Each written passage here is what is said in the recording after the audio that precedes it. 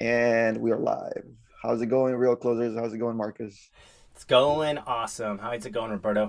It's good, man. It's good. It's good to be back. Got your And coffee in hand? right here, Nice. uh, How do you take yours? black, black or flat white. Just depends on the day. Depends on who's drinking coffee with me. Me, I take mine with 33% heavy whipping cream. The secret menu, Starbucks, right? No, I mean, yeah, Starbucks across the street, but I try not to engage that habit because it gets expensive pretty fast. Hold on one second. Jack's had your water. Okay, thank you. Jackson That's had my cool. wallet. All right, cool. So we're back. Coffee for Closers every Wednesday.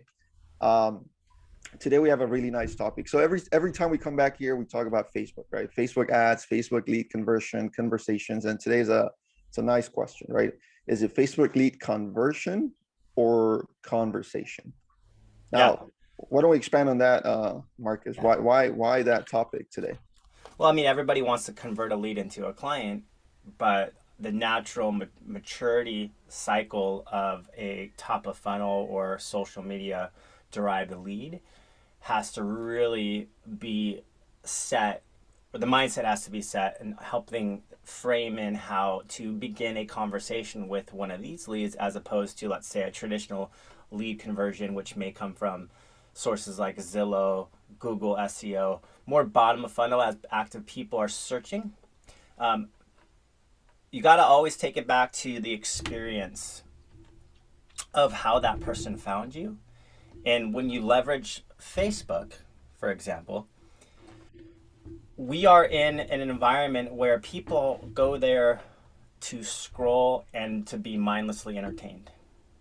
True. So like any experience, you have to begin with this idea of empathy. That means putting yourself in the shoes of that homeowner or buyer. And so as that comes to being that experience happens, what you want to do is essentially just pull out your phone and kind of begin the experience. That experience would be, okay, I'm going to click on my Facebook app. Usually when I click on my Facebook app, the first thing I do is look at the little red notification. So I look at the notification. Right now I can see Roberto is live in Real Closers, right? And then I go to my messenger and I look at the two messages that I received. And then usually once that's done, I go straight into the feed. And then the feed is just a scroll. And so what happens is, as you think about that, the scroll, what kind of stops your scroll is an image. So we're trained, our minds are trained to see something visually first. So it's actually 70% of that equation, at least on the lead generation side, for anybody who's trying to create new relationships from Facebook.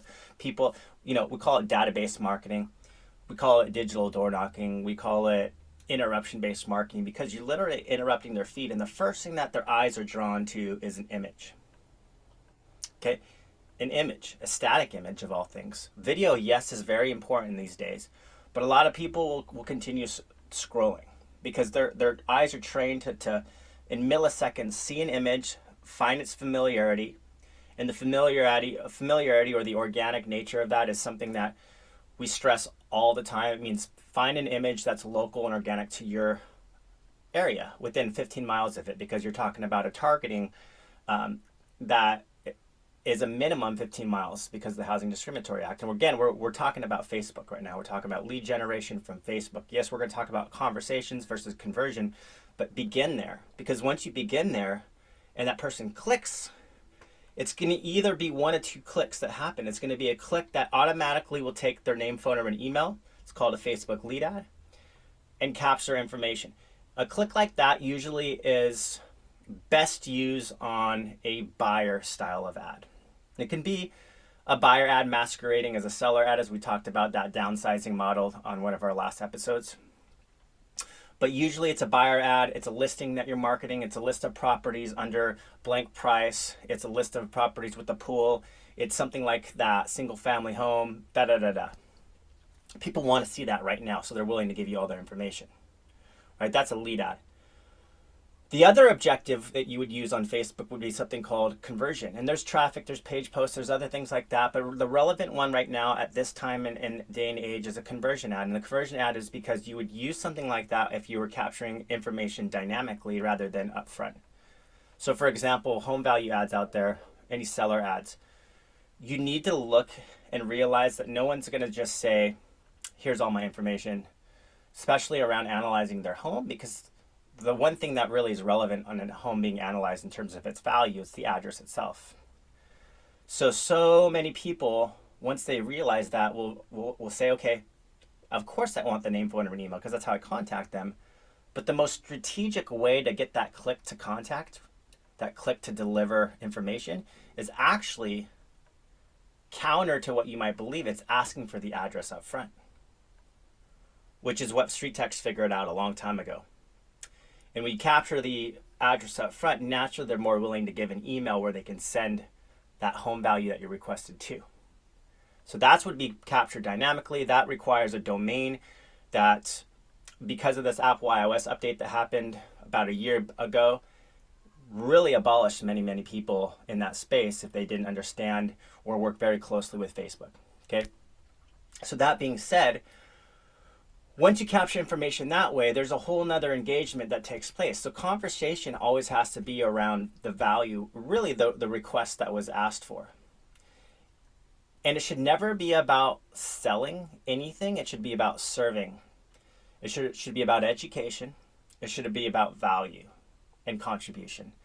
So really what you're looking to do is you provide that value, and then the questions that you ask to create the conversation are only going to provide more value.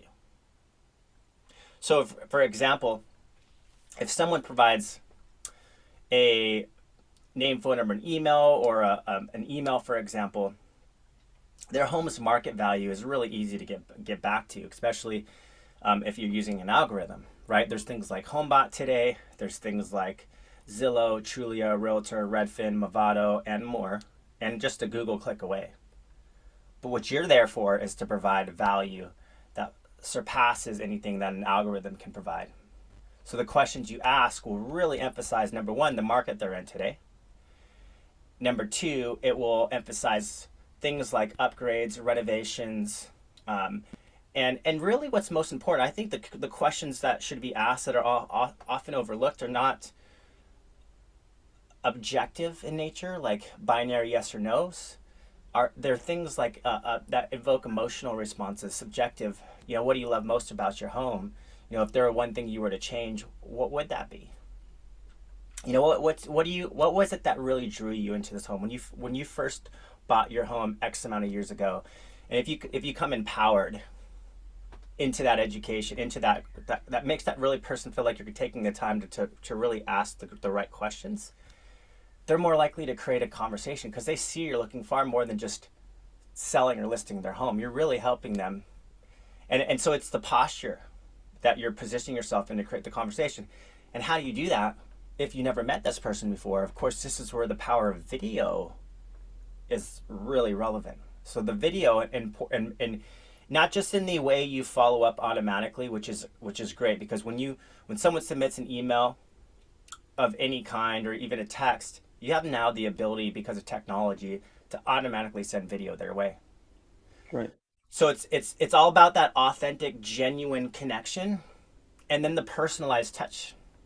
So it actually is it's a hybrid of the two, and then it's a nurture, because you're gonna get some people that are going to respond. Your text messages similarly can't sound like a bot. They got to sound very personal and how you would speak, the questions you would ask, because good automations will know how to begin the conversations, and then the personalized aspect of it takes over, and that's manual. You can't have any bot do that, and you don't really want the bot to do that anyways. And then really it's good smart campaigns, because a lot of people will be very grateful. They might even begin a conversation with you.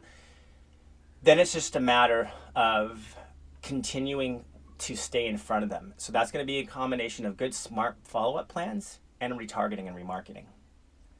Because the cycle on most of these leads are going to be 6 months, a year plus out. And so what I find a lot of people fail on is that they're looking for lead conversions right off the gate, and sometimes they get lucky, but most often they're not ready, they're not prepared, their mindset's not set to actually create this amazing influence on their database that builds that know, like, and trust model that creates education, value, and service. And it's about getting creative and not just thinking about the obvious. The obvious is the value you provide based on the actual call to action from the ad itself. But then you're creating more and more value that they didn't even think that was possible, that you're serving them with. You're thinking outside the box, and this is where it helps to be in an environment where you're masterminding and you're talking to people that are actually successful. So you need to find a community to collaborate with as you're, because there's a lot of great CRMs out there that can help you with that. Whether we're talking to Follow Up Boss, Chime, right, KV Core, and all those like it's all subjective. It's to the one that you actually use, right? So it's a conversation to begin that leads to conversions as you start learning to allow that person to naturally develop a relationship with you. It's psychology 101. It's how to win friends and influence people, to develop that know, like, and trust model, to show yourself as more than just a person in real estate. I think more than ever, it's really important to kind of find your tribe.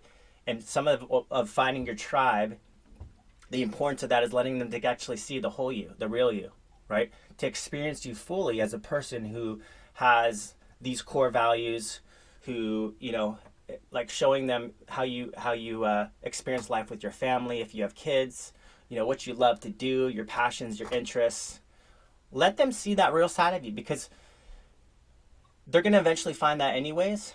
So I think it's almost better to be more transparent and more authentic and allow them to see that side of you than try to be all so much professional all the time. Because people are attracted to that likability factor a lot more. And that in itself will often attract people to you. So I know I kind of went on a tangent there, but conversations naturally, I think, they stem from someone feeling like they can let their guard down, feeling like they're not being sold, feeling like you genuinely care, and do you? Because this is a relationship focused follow-up model. If you're in it just for transactions, you're probably not going to be a good fit in this type of model. you Right? know and going back to that, the question on what we're talking about today, right? Conversation versus conversion. Yes, you're right, we want to convert leads into actual deals, because that's where we actually see our positive return on investment, right? But like you said, I mean, if you go at it from the point of, let me convert this lead as fast as I can so I can move on to the next one, then with internet leads, top of funnel leads, you're gonna be surprised. And we talk about this too on our Monday Power Hour too, right? And it's not just internet leads sometimes. Circle prospecting, like cold calling people around the area, FISBOs, expireds. You gotta have to you take the same approach, right?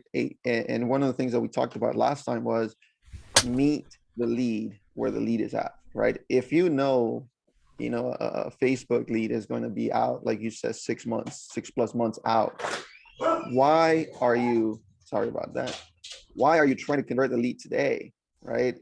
Start with value, open up the conversation. They click. If you're running a home value ad, for example, you're going to provide just what their home is worth. So ask, like you said, the right questions, right? Why are you trying to sell? I mean, why are you looking for the value of your home right now? Let them tell you that they're trying to sell, right? Don't ask, when are you planning to sell? Or if they're or ask questions such as, like you brought up, right? Hey, what kind of updates have you done to the house that you think give it more value? Have you looked at homes around the area? What do you think your home is worth, right? And then we can kind of base our analysis based on that, right? Conversation, Yeah, I mean, value. hey, you just offer complimentary value, saying, hey, you know what? I'm going to send you something like a HomeBot report. It's generic. I just wanted to let you know it's not going to be accurate. The most accurate way to get your home evaluated is actually for me to come free of charge, complimentary over, do a walkthrough of the home. You can show me what you love. I can kind of come prepared with comparables, homes like yours that have sold recently in the market. Again, this is just something you can save for a rainy day. Even if you're years out, this can be updated anytime. Exactly. Exactly. And right? that's the conversation you want to have, right? Like that's how you want to open up. And then if you think for every lead that you talk to, you already know that that lead is not going to be ready for 6 months, you're going to take a different approach. And then the thing is that you can do on top of that. I mean, here's a few things I've witnessed over my time. I remember people would especially when a conversation had happened, they would follow up in the mail with just a nice thank you letter, maybe something that was relevant to them, a newsletter in the market, along with a nice little $5 coffee card to say thank you, right?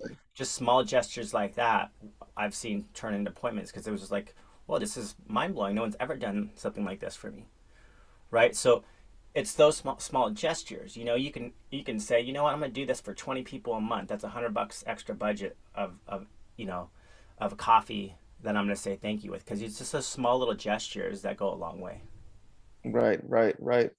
And then also, the ads that you run for retargeting, like you said, could show yourself in video, Mm-hmm. talking to them at a park, at a Mm-hmm. local area, just talk to them, right? Get those extra touch points on using retargeting, using different things, different tools, right? To get them into your database, into your sphere, into your environment, right? And then You they know, get to know you. and I'm not gonna lie, like lead generation is not, it's the least of your problems. Like anybody can, I find lead generation.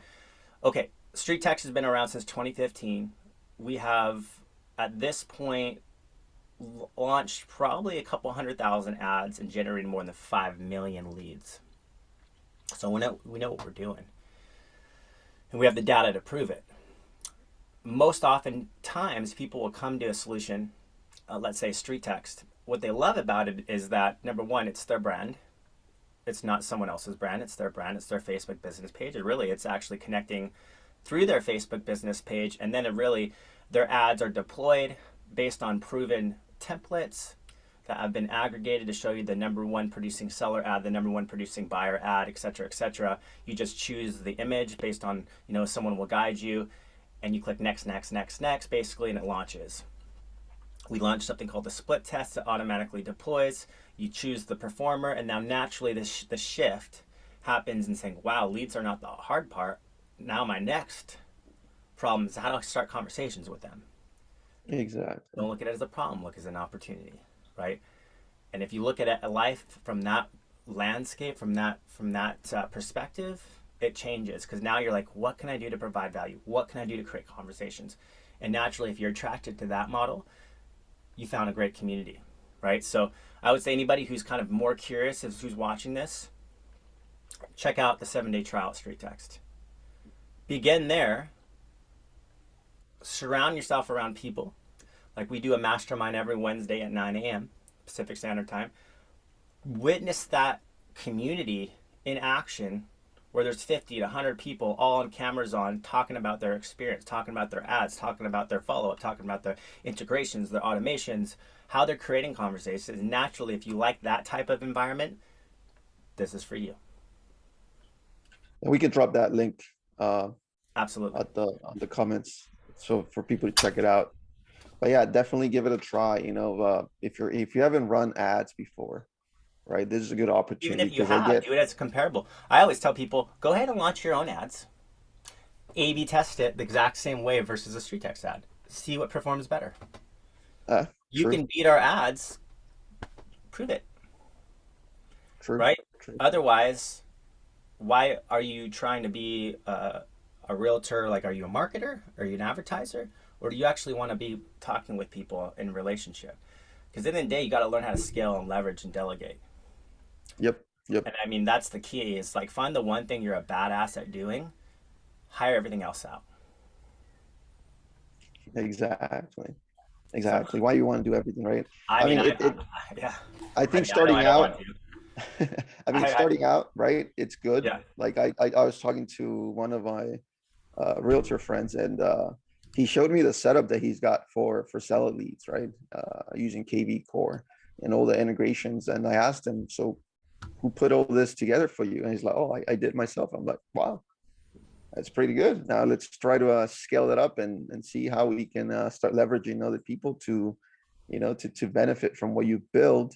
But at the same time, and the goal right there is to start creating a team, and that's where it's Exactly. at, right? And I mean, at the end of the day, like I can't stress it more. It's community and collaboration. Wherever you are, you need community and collaboration, because you can really minimize the mistakes that you will naturally make by surrounding yourself around experts who've already been there and done that, and can save you, you know, years of Yep. bad experiences. So that's the thing. As you're doing your due diligence, as you're doing your homework, like go find those people who are successful, and especially in the realms of social media, and especially in the realms of lead generation and conversion. If that is something, if you're someone right now that's needing really to keep your database full. And that should be the goal, right? Yeah. Build that database, because or you need to have numbers. You need to have people to talk to. You need to have a lot of people to talk to Everybody wants sphere. in Everybody order to wants find that one repeat and person. referral, right? But you Yep. know, your repeat and referral is a natural byproduct of building this database. So that'll come. Exactly. And then even those who have gotten that great repeat and referral understand the power of continuing to build the database around it, right? So it was a good conversation. I got to get to the mastermind, Roberto. Appreciate you having me as always, and we'll lock and load for next week at the same time. Yeah, yeah. Well, we'll talk later too, and yeah, we'll be back. And again, guys, remember, just to show this off, never relax. Put in the work. Continue to put in the work. O'Neill, my wife got this for me yesterday. Nice. All right, all All right, right, back to Marcus. you. I'll see you next week, man. Have a good one. Ready.